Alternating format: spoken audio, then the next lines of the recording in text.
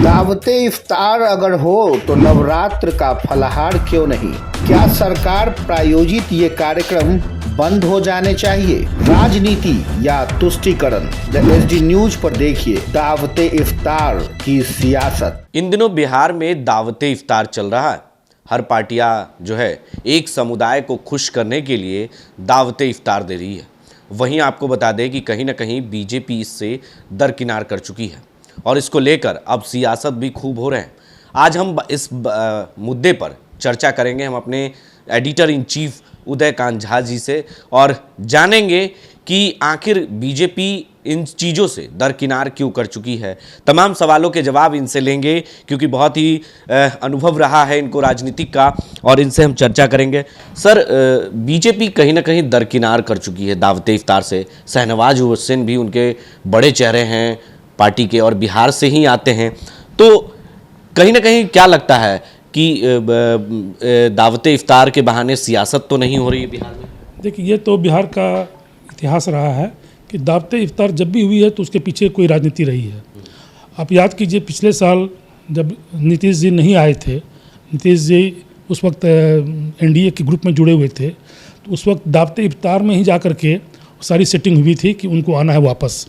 यानी कि ये जो अभी वर्तमान में नीतीश कुमार आए हुए हैं, इसकी भी बुनियाद और इसका भी जो बीजारोपण था ये दावते इफ्तार में ही हुआ था।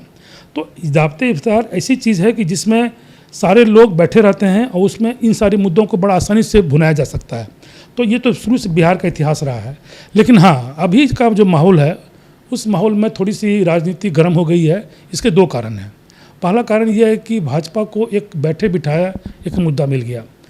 ऐसा मुद्दा मिला जो मुद्दा बिल्कुल उसके धर्म से जुड़ा हुआ मुद्दा है। हिंदुत्व की बात जब हम करते हैं तो हिंदुत्व में रामनवमी आता है और रामनवमी से ये सारी घटनाएं की शुरुआत हुई है। दूसरी ओर प्रतिपक्ष के नेता जो विजय कुमार सिन्हा है, उन्होंने यहाँ तक कह दिया कि अगर मुख्यमंत्री इफ्तार पार्टी का आयोजन करवाते हैं या इन मुख्यमंत्री के सहयोगी जो हैं वो इसका आयोजन करते हैं तो बिहार में नवरात्र भी तो हुआ था ना भाई, नवरात्र में क्यों नहीं आपने फलाहार पार्टी किया? तो एक बड़े घटक को आप संतुष्टि के लिए आप उनके लिए सब कुछ करने जा रहे हैं और एक उससे बड़ा घटक हिंदू धर्म के जो लोग हैं उनके लिए आपने क्या किया? तो कहीं ना कहीं तो आप तुष्टीकरण की नीति अपना रहे हैं। तो ये तुष्टीकरण की नीति ही इनको बर्बाद करेगी और निश्चित तौर पर जो है नीतीश जी इसमें बैलेंस नहीं बना पा रहे हैं। तो ये चीज़ बिहार में अभी असहज लग रहा है लोगों को कि जब बिहार में इतनी बड़ी कांड हुई। अभी कितना दिन पहले की बात है, 30 तारीख की तो बात है, आज है 10 तारीख। तो आप देखिए कि 10 दिन में अभी तक कल परसों जाकर तो इंटरनेट चालू हुआ है, परसों शनिवार के दिन इंटरनेट चालू हुआ। सोचिए कि वहाँ पर के लोग इंटरनेट से महरूम थे, इंटरनेट वहाँ पर लोग नहीं देख रहे थे और आप कह रहे हैं कि स्थिति सामान्य है। ये कैसी बात है? आपके प्रशासन के लोग जब इंटरनेट बहाल नहीं करवा सकते हैं तो वहाँ स्थिति सामान्य हो सकती है? सोचने वाली बात है। तो ऐसी स्थिति में आप ये मान के चलिए कि अभी भी बिहार में कहीं ना कहीं आग सुलग रही है। ये ठीक है कि बाहर से ये आग ठंडा हो गया है लेकिन अंदर में अभी भी गर्मी बनी हुई है। क्या लगता है इससे 2024 पे असर पड़ेगा क्या? देखिए, अभी 2024 पर ये बहुत बड़ा मुद्दा नहीं है। 2024 में अभी कई मुद्दे आएंगे लेकिन एक मुद्दा जरूर अभी आ रहा है कि अभी भाजपा के जो नए अभी सिरमौर बने हैं सम्राट चौधरी, उनको कोई ना कोई मुद्दा चाहिए था और उन्होंने जैसे कहावत है ना कि भाई एक अध्यक्ष पद उनको मिला, मिलने के बाद उसको एक मुद्दा मिल गया, तो उस मुद्दे को उन्होंने अच्छे से भुनाया और वो भुनाने की कोशिश आगे भी करते रहेंगे। तो ये सही बात है कि सम्राट चौधरी के लिए ये एक अग्नि परीक्षा है और इस अग्नि परीक्षा में सम्राट चौधरी कहाँ तक सफल होंगे ये उनके करियर पर डिपेंड करता है, उनकी वाकपटुता पर डिपेंड करता है। और मेरी अपनी पर्सनल जहाँ तक जानकारी है कि भाजपा इस मुद्दे को काफ़ी दूर तक ले जाएगी और इसको अभी तत्काल इसको शांत करने की इसकी स्थिति नहीं है। आपके अनुभव काफ़ी रहे हैं राजनीतिक में, लेकिन जिस तरीके से कहीं ना कहीं चिराग जो है इस दावते इफ्तार में जाकर कहीं ना कहीं सियासत को गर्म कर दिया है उन्होंने, क्या लगता है? एक तरफ बीजेपी के हनुमान कहते हैं अपने आप को और दूसरी ओर जो है वो कहीं ना कहीं जाकर ये साबित कर दिया है उन्होंने बिहार में कि हम अभी भी जो है महागठबंधन के पास हैं, साथ हैं। कैसे देखते हैं इसको? देखिए, चिराग की नीति मुझे समझ में नहीं आ रही है। एक और तो वो कहते हैं कि मेरा संस्कार है, मैं पैर छू के प्रणाम करता हूँ नीतीश जी को, मैं पैर छू के प्रणाम करता हूँ राबड़ी जी को और उनका अपना संस्कार वहाँ पर आ जाता है। लेकिन दूसरी ओर जब वो वहाँ से बाहर निकलते हैं तो उसी नीतीश बाबू को, उन्हीं को वो खरी खोटी सुनाते हैं। तो राजनीति में दो नाव पर पैर रखना कभी भी श्रेयस्कर नहीं रहा है।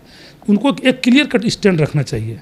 चिराग जी कभी सोचते होंगे कि पता नहीं मेरी क्या होगी, आगे की रणनीति क्या होगी। तो उनको अभी तक बिहार में ज़मीन तो नहीं मिली है और ज़मीन खिसकने का डर उनको है।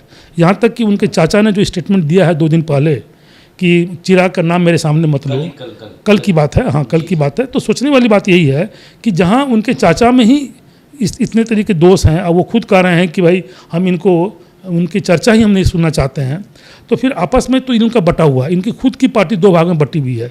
तो आज ये कौन सी पार्टी नंबर 1 पार्टी है, कौन नंबर 2 पार्टी है कि इनको बिहार सरकार या बिहार के लोग इसको एक्सेप्ट करेंगे, ये बहुत बड़ी चीज़ है। लेकिन हाँ, चिराग को अभी उनके लिए रास्ता बहुत मुश्किल है और वो किसी भी सूरत में अपनी ज़मीन इतनी जल्दी नहीं बना सकते हैं। नीतीश कुमार को खमियाजा भुगतना पड़ेगा क्या रामनवमी की घटना को लेकर? ज़रूर, कहीं ना कहीं ये उनके ऊपर में एक दाग तो लग गया।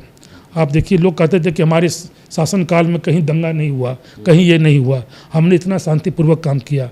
तो ठीक है, आप दंगा इसको ना कहें या आप इनको प्रायोजित दंगा नाम दे दें, आप इसको, ये खास वर्ग के द्वारा उठाया गया है।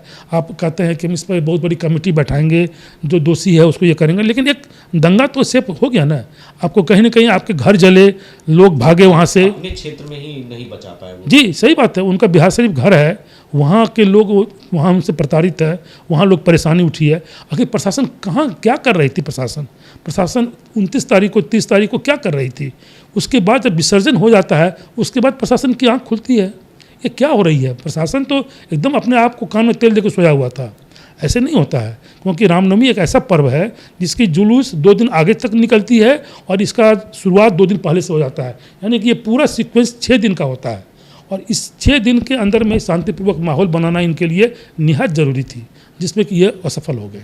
तो देखिए, साफ तौर से हमारे senior editor in chief Udaykant Jha ji से हमने खास बातचीत की। उन्होंने तमाम सवालों के जवाब उन्होंने दिए और काफ़ी अनुभव रहा है राजनीतिक में उनका और काफ़ी दिनों से वो काम कर रहे हैं।